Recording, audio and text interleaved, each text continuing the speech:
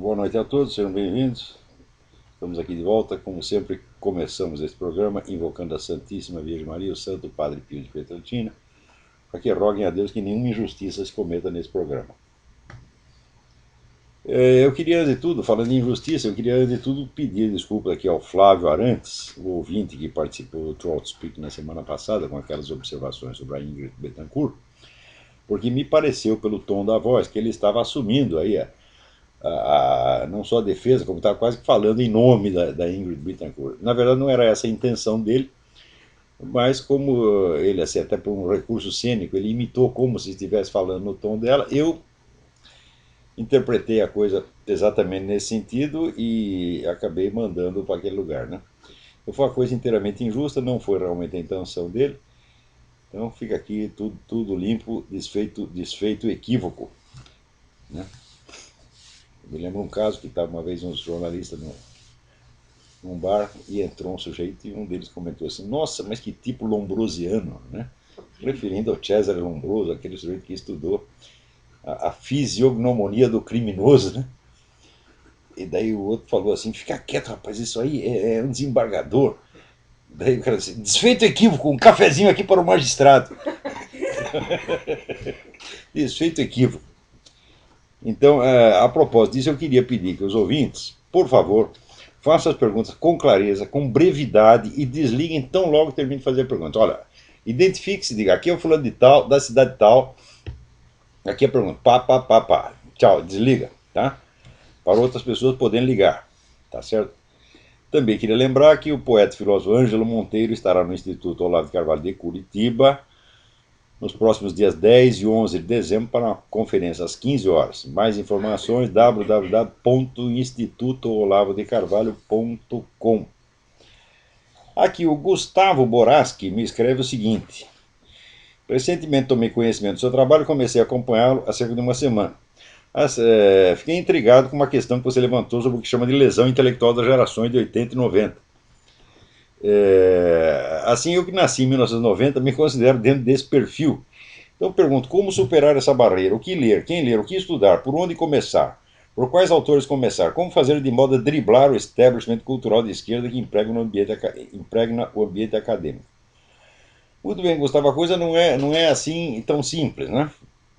Em primeiro lugar, é claro que o esforço individual de estudar, de se atualizar, é meritório e é importante dentro disso. Porém, para que haja, vamos dizer, uma mudança na orientação geral da alta cultura brasileira, isso vai requerer muito trabalho. Em primeiro lugar, é preciso que todas as pessoas que estão descontentes com o estado de coisa e que tenham capacidade intelectual para isso, discutam umas com as outras no sentido de compreender, fazer um diagnóstico em profundidade do que está acontecendo, não somente no Brasil, não somente na América Latina, mas tem uma visão, vamos dizer, geral do rumo que as coisas estão tomando no mundo. Quer dizer, que se atualizem com o negócio de nova ordem mundial, de projetos globalistas, de mutações civilizacionais, etc. Quer dizer, a bibliografia disso aí é absolutamente ilimitada. Quer dizer, as fontes são tão abundantes que nenhum indivíduo dará conta delas. É preciso ter uma geração de pessoas envolvidas nisso, né? A todo momento estudando, discutindo, diagnosticando, fazendo análise de conjuntura, o tempo todo, sem nenhuma intenção, vamos dizer, de mudar imediatamente o estado de coisa. Isso que é importante, dizer, a ânsia de ter uma ação social, política, é a pior coisa que pode acontecer, né? Agora, as próprias discussões, se você consegue, vamos dizer, envolver um círculo, digamos, 2.000 pessoas, né, capacitadas, envolvidas numa discussão que vise apenas a um diagnóstico em profundidade, então, aos poucos, os rumos de uma ação possível acabam aparecendo por si mesmo, né? Eu acho que isso não vai ser nem assunto para a nossa geração, nós vamos precisar de mais de uma geração para fazer isso. Assim como, você pode tomar como modelo o que aconteceu com o pessoal da esquerda quando houve o golpe de 64. Imediatamente após o golpe, começou um brainstorm na esquerda. Esse brainstorm durou pelo menos 10 anos, né? Ninguém sabia imediatamente o que fazer. O que eles estavam tentando é entender o que tinha acontecido. Tinham levado a porrada tão forte que não sabiam de onde tinha vindo. Sobretudo, eles ficaram muito assustados ao ver, vamos dizer, a reação popular que houve contra o governo João Goulart. Eles não estavam preparados para isso, eles achavam que eles eram adorados, que a massa estava com eles. E chegou na hora, viu que a massa estava 80% contra. Quando houve aquela famosa Marcha da Família com Deus pela Liberdade, teve mais de 1 milhão de pessoas naquela época, em que o Brasil, veja, quando depois houve a marcha de 1 milhão, o negócio do Collor, da campanha pela ética na política, e diretas já, essa coisa toda. Quando houve diretas já e a campanha contra o Collor, a população brasileira já era 30 milhões de pessoas a mais. Então, quer dizer, você botar 1 milhão de pessoas na rua em 1964 era um milagre. Seria a mesma coisa que você botar 5 milhões hoje. Então, sem dúvida, a Marcha da Família com Deus pela Liberdade foi a maior manifestação popular da história brasileira. O pessoal esconde isso, dizendo assim, ah, não, mas na direta já teve mais. A diz sim, teve um pouquinho a mais e 30 40 anos depois. Quer dizer, a população no Brasil na década de 60 era o quê? 60, 70 milhões de pessoas, hoje são 180. Então você tem que jogar as coisas na proporção. Aliás, falando nisso também, quando o Lula se gaba de que ele tirou 30 milhões de pessoas da pobreza e as colocou no mercado como consumidores, o regime de 64 fez mais do que isso, porque numericamente ele colocou o mesmo número, 30 milhões de pessoas. Vocês estudem a economia da época, vocês vão ver que isso aconteceu. 30 milhões de pessoas saíram da total marginalidade econômica e entraram no processo de produção. Eles deixaram de ser mendigos e tornaram cidadãos. Proporcionalmente, com a população era muito menor, isso aí foi uma realização econômica infinitamente maior do que a do Lula, e ninguém fala disso. Mas, voltando, o pessoal da esquerda levou aquela porrada, não entendeu o que tinha acontecido, então qual foi a primeira reação? Tentar entender. E para tentar entender, é preciso um debate que se prolongue, envolvendo dezenas e dezenas de pessoas, as melhores cabeças que havia na esquerda na época. Se você procurar na biblioteca uma coleção de uma publicação chamada Revista Civilização Brasileira, ali você tem um bom mostruário da discussão. Claro que não foi nem tudo que foi abrangido nessa discussão aparece na Revista Civilização Brasileira, mas era a melhor publicação de esquerda que tinha na época. E ali então você vê uma espécie de um resumo, um pequeno mostruário do que foi a discussão da esquerda, uma discussão muito séria. Eles não estavam para brincadeira, não. E sobretudo, ninguém ali era louco de dar um desespero imediatamente e sair dizendo o que nós vamos fazer, o que nós vamos fazer. O pessoal da esquerda é mais profissional, então eles já sabem que um plano de ação não é fruto da cabeça do indivíduo, não é fruto de um faniquito repentino que o sujeito tem, mas é uma obra coletiva de que vai muito tempo. Eles já sabem disso. Da direita ninguém sabe. E como ninguém sabe, todo mundo pergunta o que nós devemos fazer, qual é que podemos fazer. Bom, o que tem que fazer, em primeiro lugar, entender o que aconteceu, entender como se formou esta hegemonia esquerdista no Brasil, quais são as suas bases internacionais, quais são as suas fontes de financiamento, quais são os seus fundamentos estratégicos, ideológicos, filosóficos, etc, etc, quais são os seus planos de longo prazo, quais são as suas contradições, quais são as suas dificuldades, quais são as suas incongruências, tá certo? Em suma, você tem que entender tudo o que está acontecendo. Agora, no Brasil, o pessoal da direita no Brasil, ninguém quer entender nada porque já acha que entende tudo. Você conversa com esse pessoal liberal, um tempo atrás está todo mundo correndo a barriga, o comunismo acabou, agora entramos no... agora é o neoliberalismo. E eu sempre achei que isso era uma besteira. E quando eu escrevi, acho que 8 anos atrás, eu escrevi, falei, olha, o PT não chegou ao poder para fazer rodízio com outros partidos.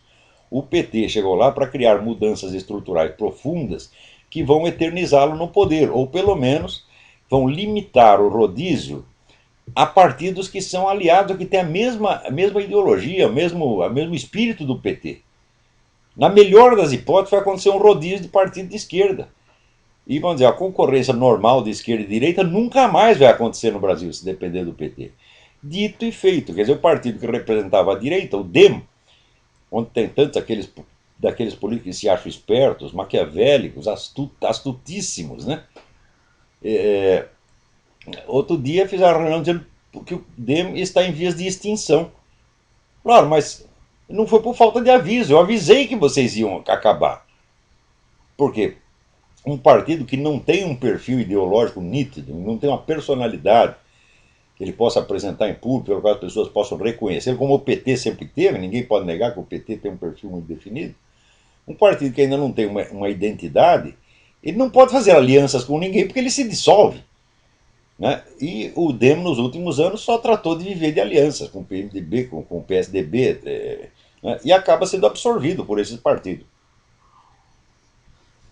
Então, isso aí que eu estou mencionando são aspectos pequenos, menores, né? Dentro de um processo que é enormemente complexo. O que é preciso fazer, Gustavo, é estudar. Tá certo? A bibliografia para isso é ilimitada. Né? Você pode dividir a coisa em tópicos. E, por exemplo, história e estratégia do movimento comunista. Né? Aí você tem uns 100 livros. Você pode começar com o livro do Anatoly Golitsyn, Novas Mentiras em Lugar das Velhas, New Life for Old, que te dá mais ou menos, vamos dizer, o prólogo da nova etapa do movimento comunista. Tá certo? Você pode ler o livro do capitão Bohr, B-A-U-R, sobre a guerra assimétrica, a guerra assimétrica. Assim, isso aí só para você compreender mais ou menos a fase atual da coisa. Então, você vai precisar fazer um recuo, né, e estudar, vamos dizer, a história do movimento comunista e das suas maneiras, dos seus modos de atuação. E frequentemente a gente vê esse pessoal do Foro de São Paulo e Lula e tal usando artifícios estratégicos táticos que as pessoas pensam que é uma grande novidade. Quando você vai ver, é a mesma de sempre. Né? Por exemplo, essa de querer se limpar na má fama das Farc. Né? O movimento comunista sempre usou o banditismo. Sempre, sempre, sempre, sempre. Quer dizer, o banditismo, criminalidade, é um meio normal, prestem atenção, normal e obrigatório de atuação do movimento comunista. Sempre foi. Por exemplo, na Rússia, a especialidade era assaltos a bancos. Né?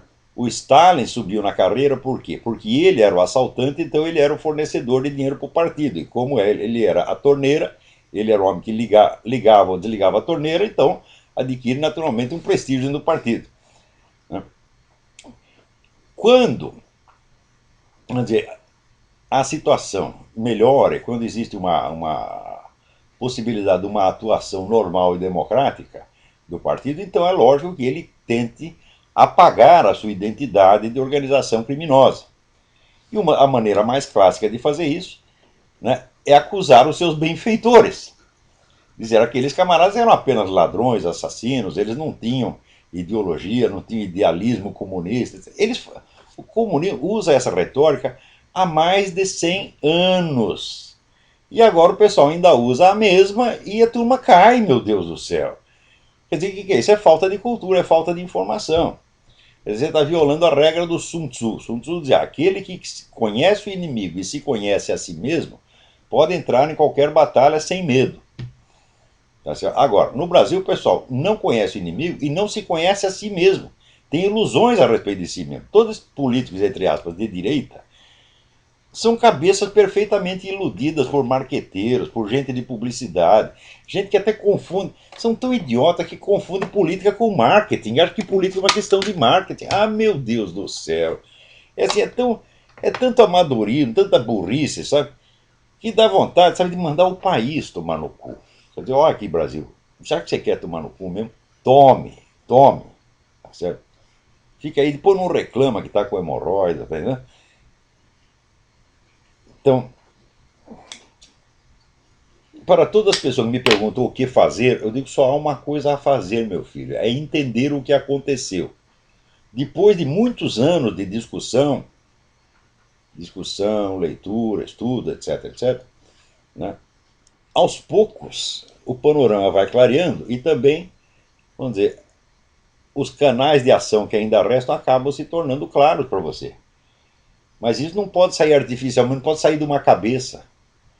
Tá certo? Isso como se trata, vamos dizer, de uma ação coletiva a ser empreendida por milhares de pessoas, então é preciso que milhares de pessoas participem da sua elaboração.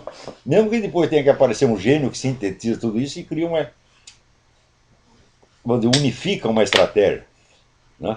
Mas isso é para daqui 20 anos, meu filho. Por enquanto, desista, vocês vão viver sob esta gente. Depois da Dilma vem outro petista e outro. E se subir lá amanhã ou depois um tipo como Zé Serra, O PT manda nele como a gente manda num cachorrinho. Hã? Você vai ver, o PT da ordem já está dando o rabinho. Por quê? Porque ele não tem militância, meu Deus do céu. A coisa fundamental no poder político é militância, não é eleitorado. O eleitor vai lá e colabora com o seu partido uma vez a cada 4 anos. De má vontade, como se viu no caso do Serra, que o pessoal preferiu viajar para aproveitar o feriado antes de votar no Serra. Prefiro antes uma coisa do que a outra. Então, o eleitor colabora de 4 em 4 anos de má vontade. O militante dá a vida, dá o tempo, dá a honra, dá os seus bens para o partido. Então, um partido que tem milhões de militantes e outro que tem um eleitorado pequenininho, qual que vai vencer? Ademais, esse negócio de... Tem um monte de marqueteiro aí que aconselha os políticos assim, não, nós temos que roubar as bandeiras, temos que usar o discurso deles, né? Olha, quando você vê um sujeito dizendo isso, eu te dou um conselho, vocês políticos, batam nele, né? Deem um chute bem no meio do cu, tá certo? Porque isso aí é a receita da espiral do silêncio, meu Deus do céu. Quer dizer, se você abdica até de ter um discurso próprio, como é que você vai querer vencer o outro, meu Deus do céu? Você dissolve a sua identidade na dele. Mesmo que você vença uma eleição, mesmo na hipótese inconcebível de você vencer uma eleição assim, copiando o discurso do adversário, você terá dado a vitória ideológica a ele, e mais dia menos dia ele vai acabar tendo a vitória total. Essa é a coisa tão... O que é a espiral do silêncio? Eu expliquei. A espiral do silêncio é você proceder de tal modo que o seu inimigo perde a vontade de se defender, de se definir e de estar ali na arena lutando. Tá? Então, apela para esses recursos servis, recurso de escravo, que é imitar, né, o discurso do outro. Então, isso aí, o cara que fez isso já caiu na espiral do silêncio. Ele já se derrotou a si mesmo. Então, a primeira coisa que um partido, um movimento político precisa ter um discurso próprio, inconfundível e original, que impressione as massas, que dê claramente a figura do partido. Porque é nessa figura que você vai votar. Se essa figura do partido, figura do movimento, puder se encarnar numa liderança pessoal que a represente, melhor. Mas se não der, dá para quebrar o galho assim mesmo. Né? O próprio Partido Comunista, durante anos, não estava encarnado em figura nenhuma, tá certo? Tinha várias figuras, né? Então, era um pouco outro, mas não tinha assim aquela liderança pessoal de tanto destaque, isso não fez tanta falta. Mas se tiver, é bom. Mas um partido sem identidade, sem um discurso próprio, sem um estilo próprio de falar, sem um vocabulário próprio, é coisa que não existe, minha gente. Agora, no Brasil, a direita faz isso, tenta se anular. Não, aqui nós vamos usar a linguagem da esquerda, vamos falar bem das pessoas da esquerda. Não estava eu estudando o Instituto Milênio, babando o ovo em cima de Barack Obama, meu Deus do céu, e do próprio Lula. O que é isso, porra? Você pega a turma do PT, falava o diabo do Zé Serra. Olha, o Zé Serra é isso, é um filho da puta, é um viado, é um ladrão. Não se falava as coisas mais horríveis do Zé Serra, né? E daí o Zé Serra, não, o Lula é um grande homem, né? Depois vem esse boboca desse Paulo Rabelo de Castro, que o pessoal dizia que é uma grande inteligência liberal conservador, dizer que o Lula foi um gigante. Eu digo, olha, foi um gigante do ponto de vista de uma formiga. Do ponto de vista de uma formiga, uma lagartixa é um dragão, porra. Tá certo? Então aí, né, tem que falar. Karl Marx dizia, semeei dragões e colhi pulgas. Né? Então é isso aí, meu filho. Isso é trabalho para uma geração inteira. Agora aqui é Gabriela Marota, me envia um negócio aqui, um casal americano, né, abriu um site aqui, www.birthornot.com. Birth or Not. A mulher está grávida de 5 meses e quer saber se ela deve ou não abortar. Quem devia abortar é a senhora sua mãe, você está entendendo? É a mãe da mãe, você está entendendo? Porque a pessoa que faz uma pergunta dessa, 5º mês, meu Deus do céu, dá uma olhada, né? Faz lá um exame, você vai ver o bebê prontinho, bonitinho, né? Um ser humano inteiro, meu Deus do céu. E você quer matar por quê? Ainda levanta o problema. Quer dizer, o pior é o seguinte, se fosse um abortista convicto, fanático, eu digo, bom, então esse era assassino compulsivo mesmo, não tem quem segura. Agora, uma pessoa que ela não é abortista por convicção, ela levanta a pergunta: eu devo matar o meu bebê? Então amanhã ou depois o seu filho vai levantar uma enquete: devo matar a mamãe? Devo matar o papai? É? Se o sujeito faz essa pergunta é porque já está completamente idiotizado e está à mercê do mal. Então, obrigado, Gabriela, por me dar essa dica. Você vai dizer que é um sinal dos tempos. Né? Agora aí, outra coisa. Ele fica aí no comandante do Corpo de Bombeiros de Tatuí mandou retirar todos os crucifixos e imagens de santos católicos das unidades sob seu comando. Aqui, Capitão José Natalino de Camargo. Então é o seguinte, nós vamos tirar ali os crucifixos, botar uma fotografia do Capitão José Natalino de Camargo e botar duas velas lá para vocês acender. Tá certo?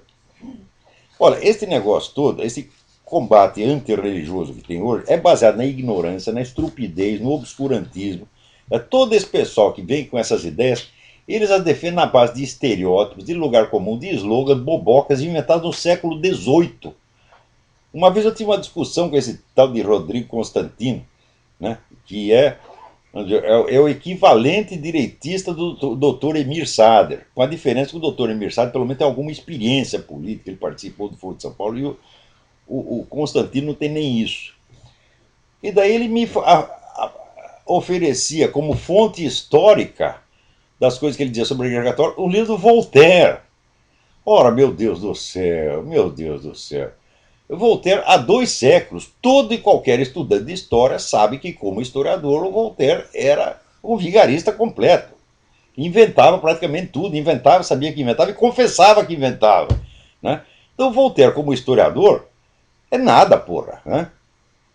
Além disso, uma fonte de mais de 2 séculos atrás. E era uma obra, as obras de Voltaire pertenciam claramente ao gênero jornalístico, era uma polêmica jornalística e não uma obra historiográfica séria. Isso todo e qualquer estudante de história sabe disso. Eu não posso negar que o Voltaire tivesse uma certa inteligência historiográfica, como se vê no livro dele sobre Luís XIV. Né? Não deixa de ser um bom livro, mas ali ele não tinha interesse de inventar nada, então ele pesquisou até um pouquinho, mas mesmo assim não é uma fonte historiográfica que hoje nós possamos respeitar. E o cara não sabia nem disso. Né? Quer dizer, Voltaire é uma leitura para moleque de ginásio. Eu, quando tinha 14, 15 anos, eu lia Voltaire, achava engraçadíssimo e, naturalmente, fiquei fã de Voltaire. Só que com 15, depois dos 15, 16, eu já li coisa melhor, entendi que não era para levar aquilo a sério. Mas vem um homem de 40, não sei quantos anos tem o Rodrigo Constantino, deve ter uns 30, 40 já, esfregar Voltaire na minha cara como se fosse uma fonte. Voltaire e a Wikipédia. As fontes dele, Voltaire e Wikipédia. Eu digo, mas como é possível uma coisa dessa, porra? Quando você lê esses outros esses ateus militantes, os melhores deles, os mais inteligentes, Richard Dawkins, Daniel Dennett, você vê que eles não estudaram nada de história. Frequentemente usam como fonte exatamente materiais do século XVIII que eram, vamos dizer, panfletos difamatórios. Né? Como aquela história de que teve um papa que foi mulher, né? Uma mulher que se fez de papa. São lendas urbanas. Quer dizer, o cara vem oferecer como material historiográfico lendas urbanas. Né? Então, o problema desse cara assim, é incultura pomposa. Né? Todo esse movimento antirreligioso que tem no mundo hoje é uma vergonha. É uma vergonha. Assim, é coisa de uma baixeza, de uma estupidez fora do comum. Né? Então, toda vez que eu vou discutir com um cara desse, o sujeito vem com essa mesma coisa. Eu me lembro aquele tal de Colucci que tinha, que depois botei a resposta, um vigarista de Boston. Né? O sujeito era obviamente vigarista, mentiroso pra caramba, inventava coisa. Quer dizer, a gente até perde o embalo de discutir, dá vontade de dizer, vai tomar no cu, pronto, acabou. Então, vem aí esse capitão Natalino. Quem é você, o capitão, para opinar nessas coisas? Vamos supor, é muito. Peraí, tem alguém na linha, vamos lá. Alô, quem é? Alô? Alô? Sim, quem é? Alô? Olavo? Eu mesmo. Tudo bom? É o Jefferson. Jefferson da onde? Tô ligando. Aqui de Londrina, Paraná. Tô ligando pra você para perguntar o seguinte: eu gostaria que você fizesse um comentário a respeito de uma situação que eu extraio do seu artigo crítico ao filme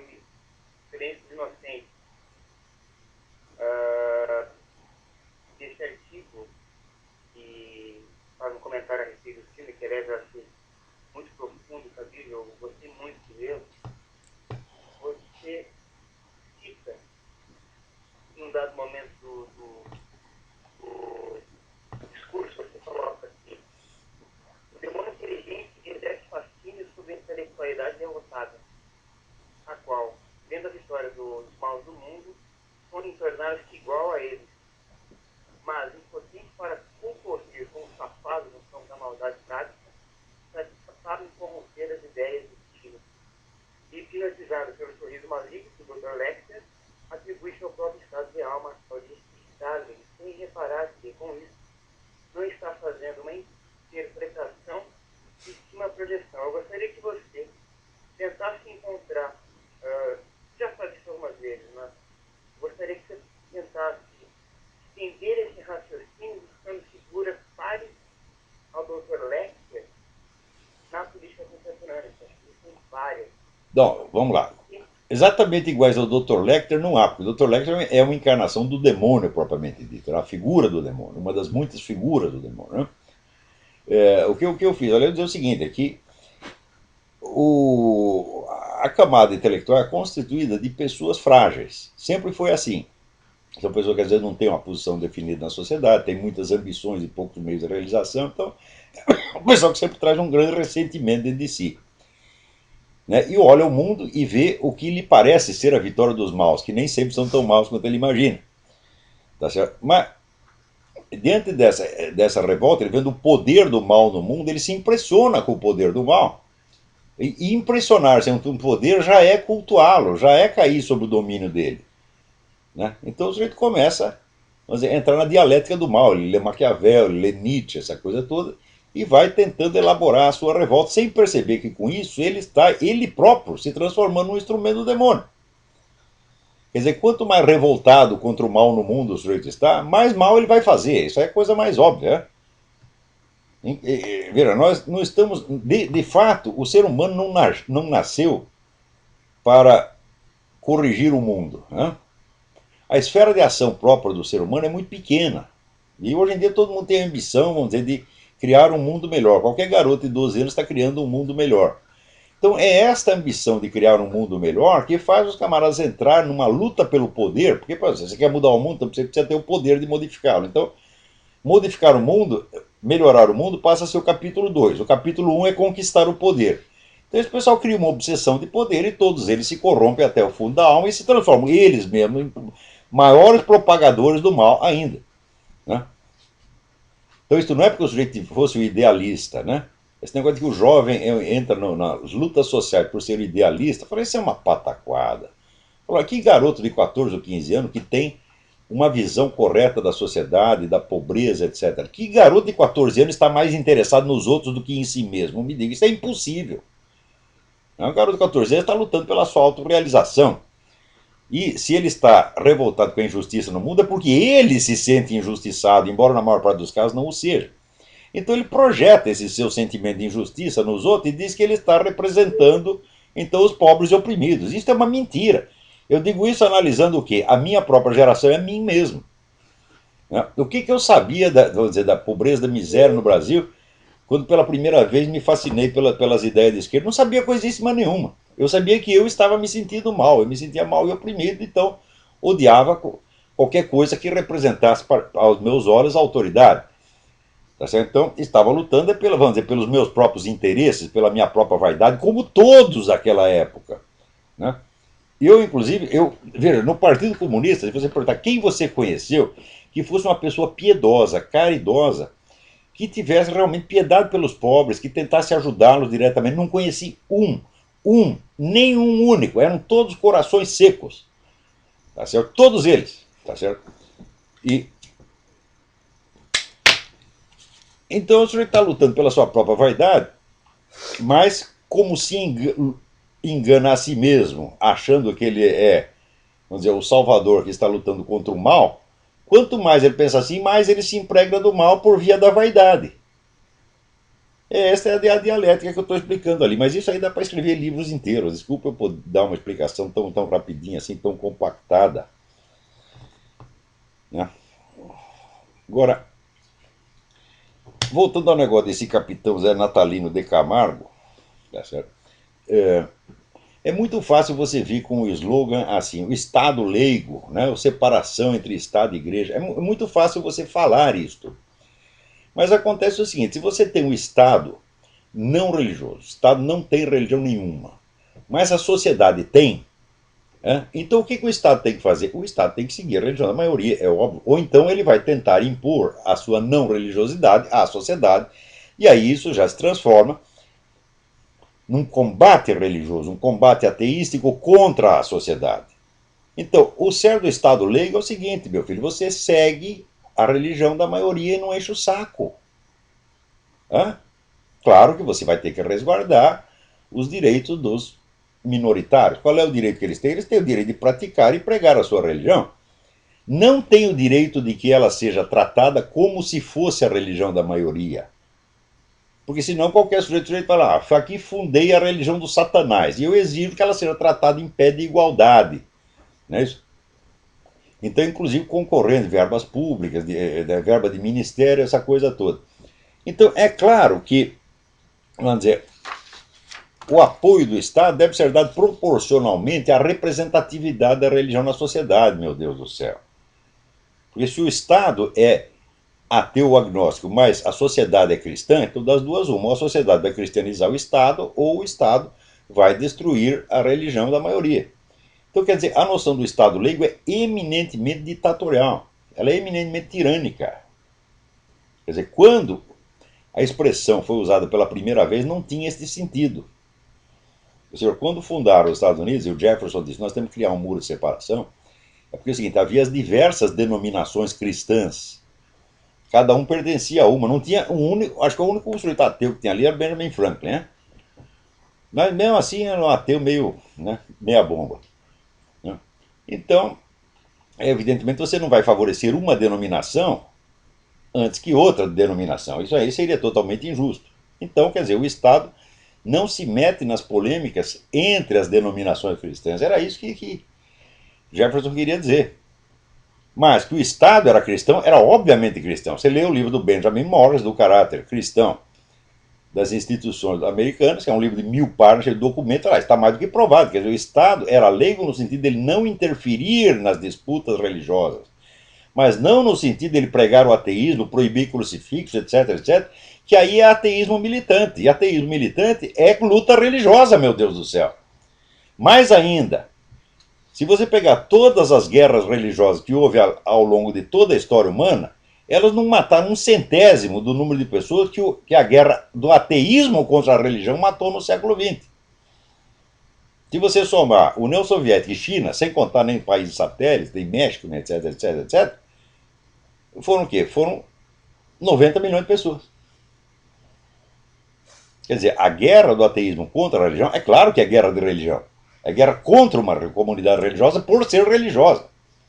Tá certo? Então, isso começa, evidentemente, a matança não começa direto, a matança vem primeiro pelo boicote cultural, como este capitão está empreendendo, tirando os símbolos, vamos dizer, denegrindo os valores, os símbolos, etc, etc, e finalmente proibindo os símbolos, né?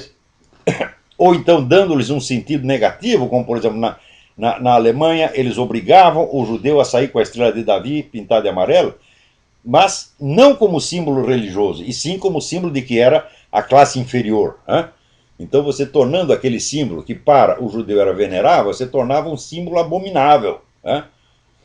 Então o que esse capitão está fazendo é o seguinte, se você proíbe crucifixo, você está fazendo com o crucifixo, está marginalizando aquele símbolo.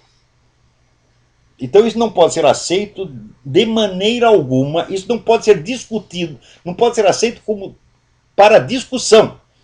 Tem o Estado o direito de tirar um símbolo religioso de qualquer lugar?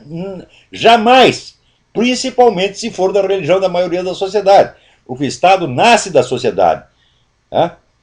Veja, a sociedade brasileira existia muito antes de que existisse o Estado brasileiro, de que existisse a República Brasileira. Então, sobretudo, a ação da Igreja Católica na formação do Brasil antecedeu de muito a ação do Estado. Veja, durante 3 séculos, leia lá capítulos de história colonial do Capistrano de Abreu. Durante 3 séculos não tinha sequer uma administração colonial nessa porra. Tava só os jesuítas trabalhando para construir o Brasil, meu Deus do céu. Depois chegou o Estado, tardiamente. O Estado veio parar aqui. Por que a família real foi expulsa de Portugal? Não é porque tinha morrer de amores pelo Brasil, aqui não dá para continuar em Portugal, então vieram para cá e daí Dom João VI construiu o Estado brasileiro. Não que não tenha nenhum mérito em fazer isso, claro que tem. Sou o primeiro a reconhecer. Porém, que direito ele tem, vamos dizer, de usurpar a obra civilizadora que foi da igreja e para a qual ele não contribuiu em nada, porque o Estado português só queria dinheiro aqui. Só tomava dinheiro e ia gastar com besteira nos outros países da Europa. E não fizeram sequer uma administração colonial decente aqui, porra. Então, o Estado foi o último a entrar na história, tá entendendo? Então não tem direito algum.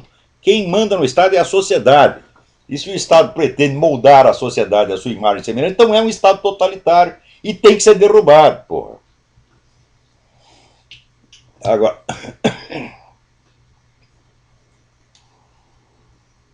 Alô, quem é? Sim, quem é? Sim. Davi de Belo Horizonte, tudo bem?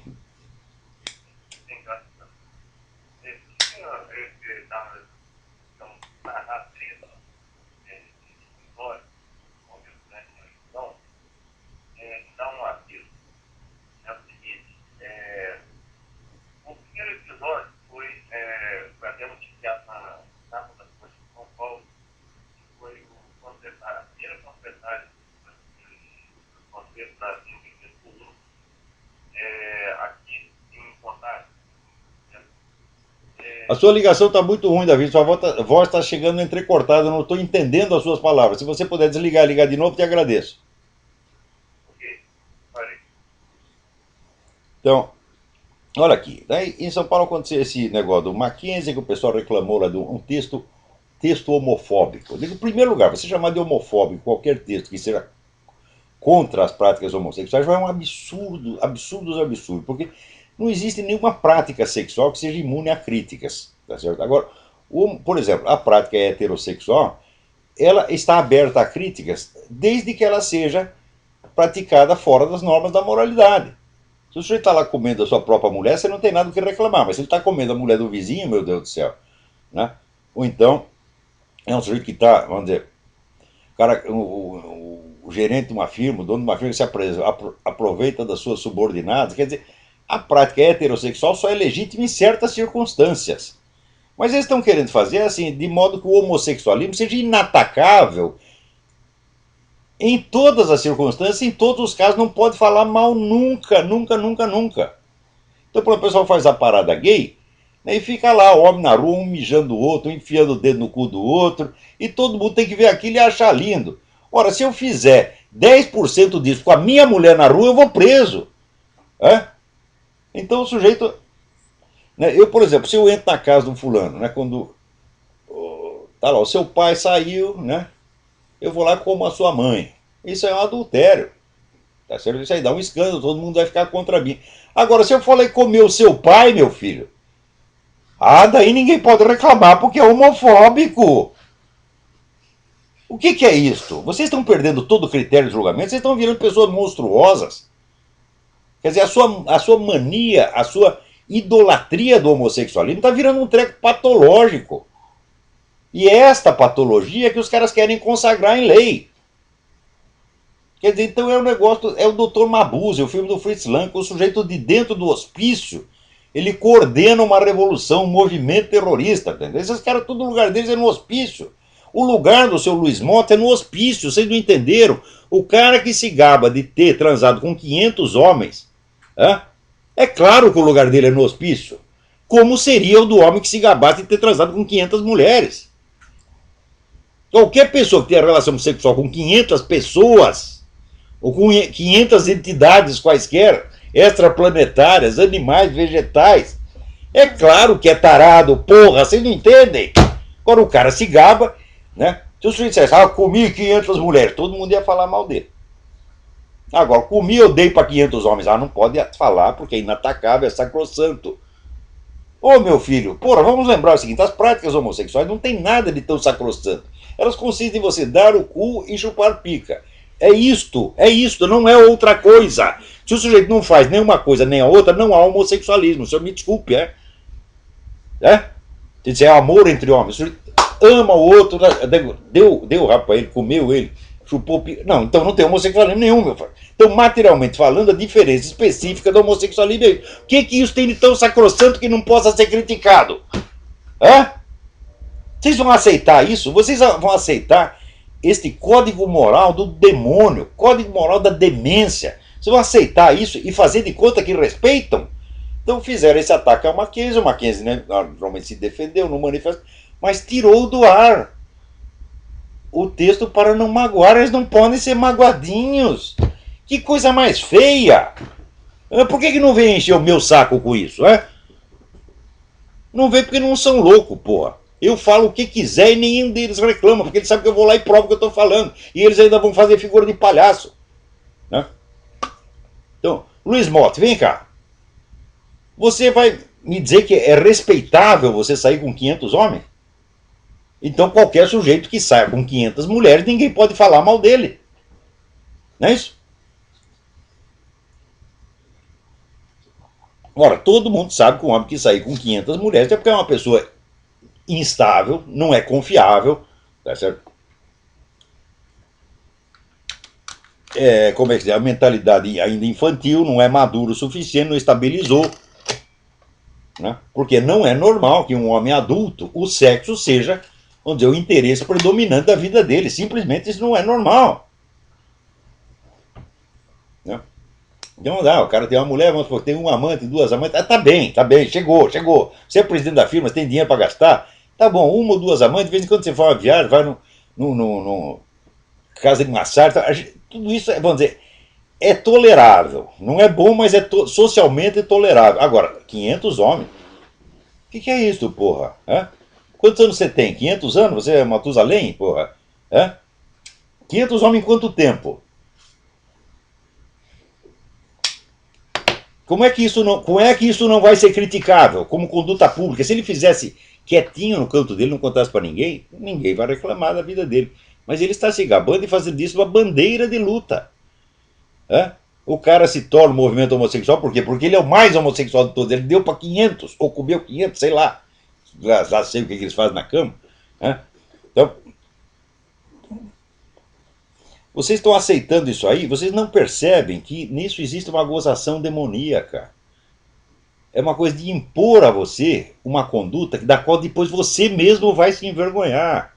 O pessoal que aprovar leis como essa, em menos de 20 anos, eles serão expostos ao escárnio público. Porque, olha, veio uma lei maluca e você assinou embaixo. É que nem aquela lei que garantia pinga, né, no Bolsa Família, né?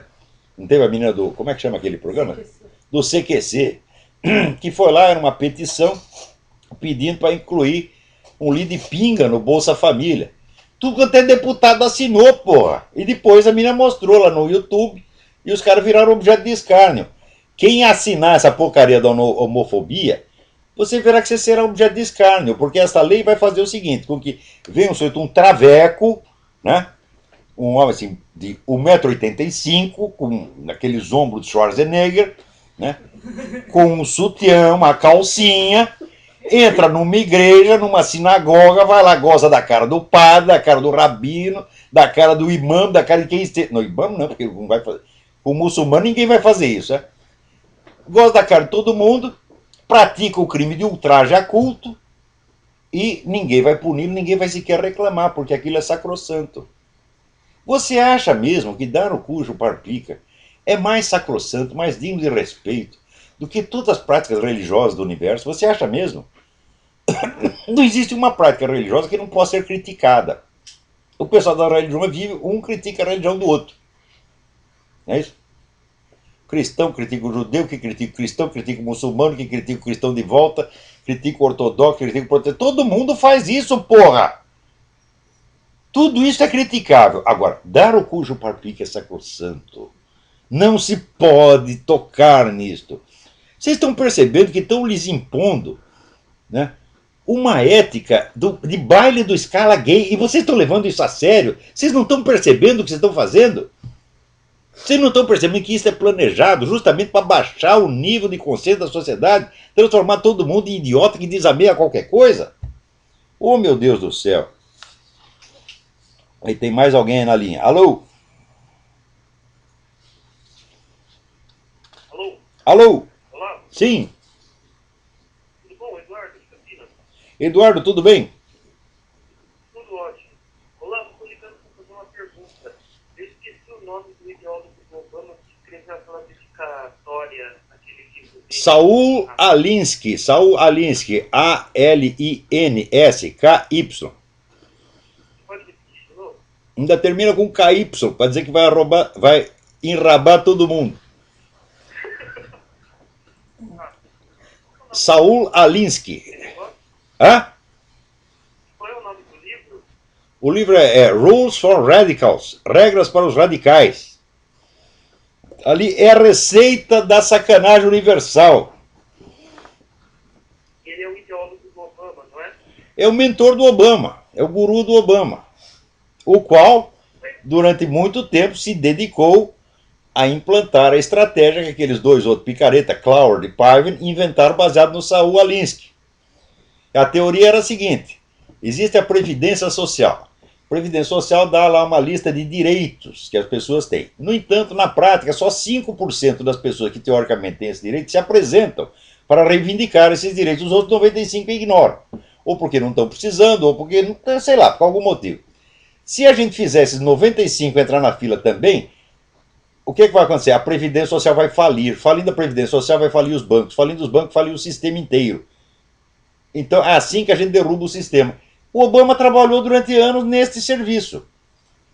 Quer dizer, empurrando pessoas para explorar a Previdência Social.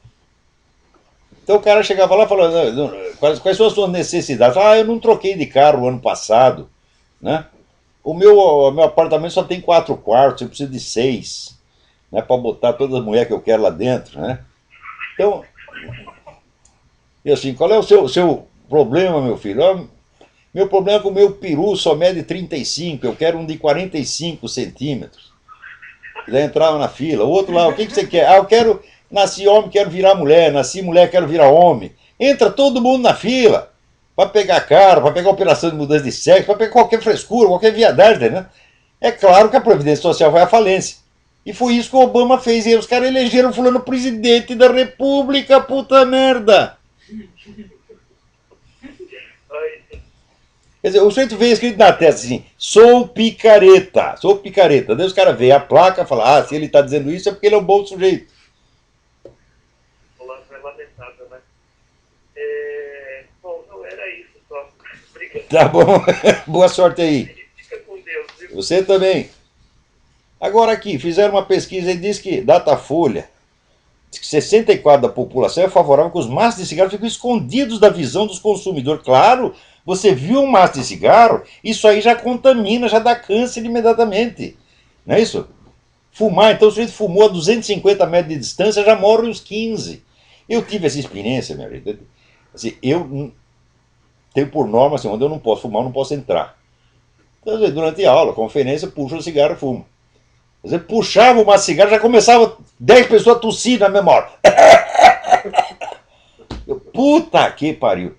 Eu que nasci com doença pulmonar grave, fiquei 7 anos, não moro, eu estou fumando 2 ou 3 maços de cigarro há meio século. Eu ainda não morri, não tive câncer, não tive sequer a porcaria do infarto. Os meus companheiros de geração não fumantes, todos já tiveram 4, 5 infartos, aquela meia dúzia de pontos de safena, né? E eles até se gabam disso, eles se ajudam naqueles clubes chiques e ficam, eu tenho 5 pontos de safena, eu tenho 7, né? Só para dizer que gasta dinheiro, né? E eu tô aqui esperando a porra do infarto que não vem, porra, né? Então, olha, eu duvido muito, eu me conheço, eu aos 63 anos de idade, eu tenho muito mais saúde do que a maioria do pessoal da minha geração. Eu não estou falando de homem de 63 como eu estou falando de homem de 50. Aos 50 já estão acabados, broxa, né? E com 5 pontos de safena. Olha a cara do Drauzio Varela, olha a cara do Zé Serra. Isso aí, olha, para de fumar, você vai ficar tão saudável quanto eles. Eu não vou parar de fumar nunca, porque serve para você ver, nunca na minha vida vou parar de fumar. Né? Outro dia eu fui fazer o exame aqui, oculista, daí tinha lá um negócio para preencher. Também tem que dizer, você tem algum hábito, se você fuma, né? Hábitos, como é que se diz, insalubres, como fumar. Eu digo, eu fumo 2 ou 3 maços de cigarro e I will never quit. Daí o médico olhava aquilo com 2 olhos assim, me olhava como se eu fosse um monstro, mas não falava nada, ficava quietinho, dizendo, o cara é louco, é melhor não falar, não provocar. Né? Peraí, tem alguém mais na linha, quem é? Agora, mesmo o pessoal que quer esconder os maços de cigarro é contra esconder a pornografia. Né? Ora, meu Deus do céu, a pornografia tem muito que ver com a conduta sexual liberada, a qual tem muito a ver com AIDS. Né? Agora, aqui nos Estados Unidos, por exemplo, está provado que a comunidade homossexual, né, vive muito menos do que a média da população. O fumante vive a mesma coisa. Né? Isso dados da ONU. Né? Outro dia mesmo tinha uma senhora aí que tinha 120 anos, 121 anos, né, que parou de fumar aos 120 porque estava fazendo muito mal.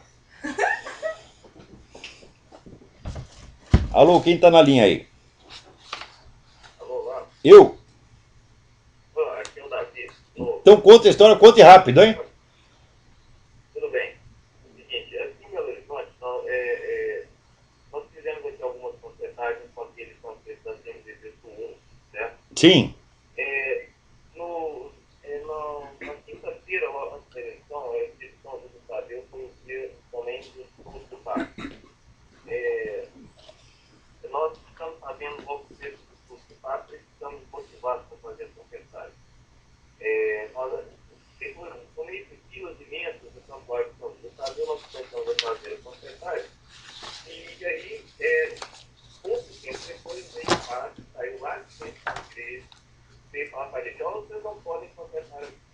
A gente falou assim, bom, padre, o Papa acabou de dizer o que precisa nesse dia. O Papa está lá em Roma, não tem nada a ver com a gente aqui. Bom, outro caso aqui. Quem te respondeu isso? Foi o padre? Padre, Manda o padre tomar no cu! olá, e no sábado, Que história de que o Papa tá lá em Roma? Quer dizer, pô, da onde o cara tirou isso aí? Quer dizer, porque o Papa tá em Roma, ele não tem que obedecer mais o Papa? Ele obedece quem? O homem da padaria da esquina, pô? pois é, olá. Gente, Mas por que vocês respeitam um filho da puta desse? Presta atenção. Eu, se o cara disser, um padre que me responder isso, eu digo na mesma hora, vai tomar no cu. Cala a boca. Hã? E eu sou capaz de dizer, sai daqui. Sai daqui porque você não é sequer um membro da igreja. É isso que tem que responder. Agora, enquanto vocês continuarem, né, respeitando esses caras, tratando como se fosse apenas uma questão de divergência de ideias, quando é uma atitude criminosa.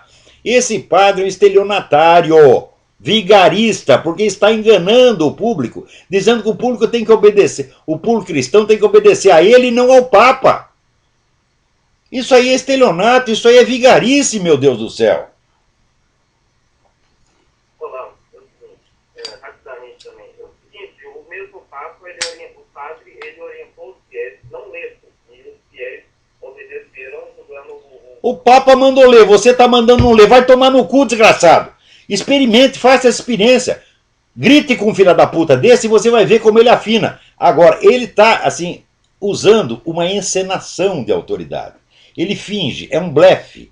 Como ele está vestido de padre, está na igreja, ele finge que tem uma autoridade eclesiástica e se você cai no jogo, pronto, ele está por cima. Agora, se você puxa o tapete da brincadeira, se você estoura o balão, o cara afina, tá certo? E vai cagar de medo lá no fundo da igreja. bom, infelizmente para ele, não era eu que estava presente lá na hora. Bom, em seguida... Mas, infelizmente, ainda não era eu.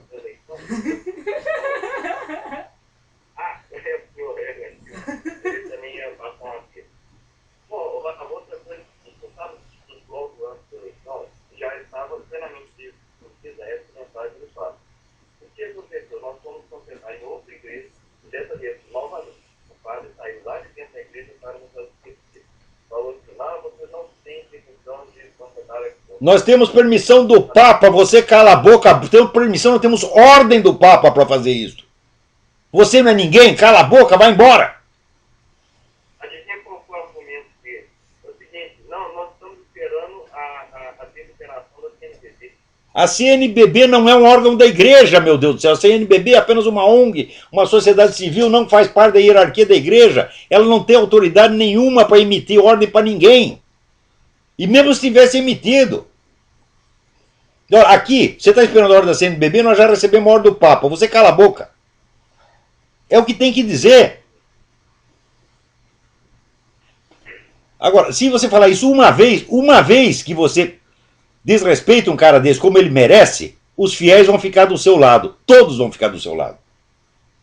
Porque você está falando, vamos dizer, com a autoridade da verdade. E no caso, você vem com a autoridade do Papa, meu Deus do céu. Agora, um órgão como CNBB usurpar, a CNBB, eu digo, inteirinha, é uma organização criminosa que está enganando a população, fazendo de conta que ela representa a igreja. Quando ela não representa, ela é apenas uma ONG, um clube. Agora, o que está enganando a população é a mídia. A mídia faz como se a CNBB fosse o órgão da igreja. Você imagina, por exemplo, você pega lá qualquer entidade, pega a Federação Espírita, e você monta uma ONG chamada Confederação dos Membros da Federação. E daí você começa a falar em nome da federação. Isso é estelionato. É crime.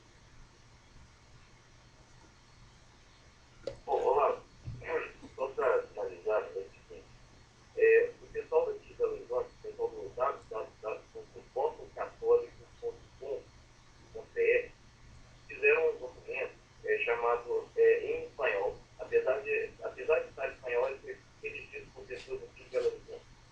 Ele se chama La Iglesia Amordaçada, a Igreja Amordaçada. É um PDF muito grande.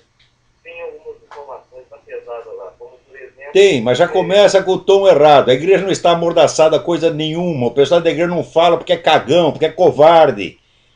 O outro lado não tem poder de amordaçar ninguém, são vocês que estão dando esse poder para eles, meu Deus do céu. O que os bispos fazem? Chega uma metralhadora na sua cara, te proíbe de falar?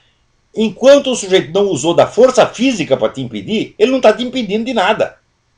Agora, se uma pessoa ficar atemorizada por causa do ar de autoridade da outra, não pode se queixar de estar amordaçado.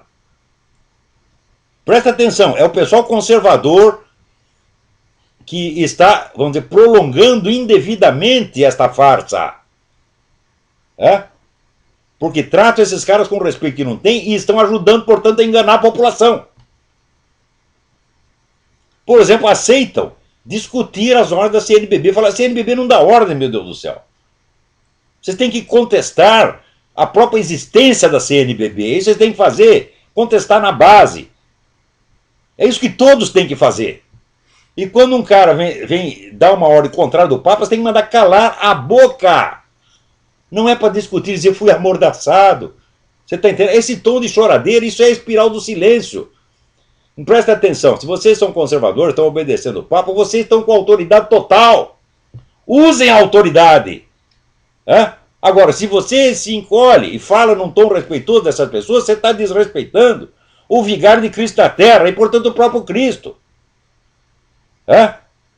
Teve uns papas aí que colaboraram com essa porcaria, tá entendendo? Não sei se por burrice ou por má intenção, mas esse aí está fazendo a coisa certa. Está restaurando a tradição, está restaurando a tradição, a autoridade e a respeitabilidade da igreja. E nós temos que ajudá-lo nisto. Não quer dizer que você vai achar maravilhoso tudo que o Papa faz, mas quando o que ele faz está de acordo com 2 milênios de tradição, nós temos que aplaudi-lo.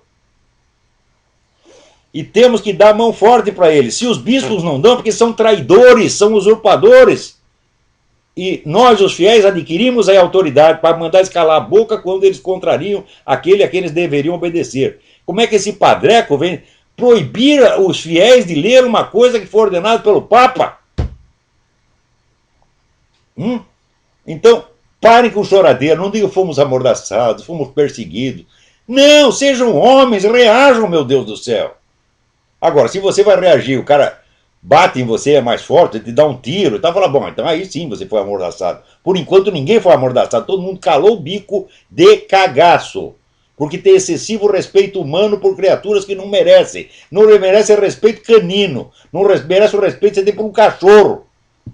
Um cara que veste uma batina para chegar lá e instruir os fiéis o contrário do que o Papa mandou, é claro que é um usurpador, é claro que é um traidor, é claro que é uma pessoa que não merece respeito nenhum.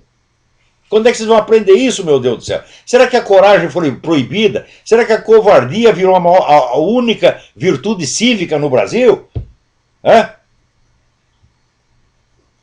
Então, reajam enquanto é tempo. Não aceitem isso de jeito nenhum. Agora, se você chega lá respeitosamente e achando que é apenas uma questão de divergência de opinião, você já deu a vitória ao inimigo. Então, hoje não dá mais tempo da gente comentar mais nada, tá certo? Só queria lembrar aqui, mandar os parabéns ao meu amigo Silvio Grimaldo, que vai ser papai, né? E aqui o meu filho Pedro já disse que se for menino tem que chamar Pedro, e se for menina tem que chamar Pedro também. Até a semana que vem, muito obrigado.